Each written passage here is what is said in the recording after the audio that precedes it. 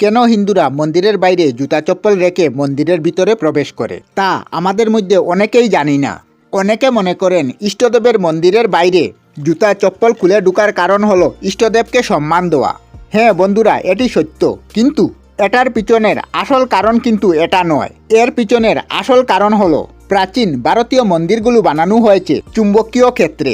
আর আমরা সবাই জানি যে জুতা আমাদের শরীরে প্রবাহিত হওয়া চুম্বকীয় ক্ষেত্রকে প্রতিবন্ধিত করে এবং আটকায় আর মন্দিরের ভিতরে বিদ্যুৎ চুম্বকীয় আবেশ রূপে দিব্য ঊর্জা নিয়ন্ত্রণ হয়।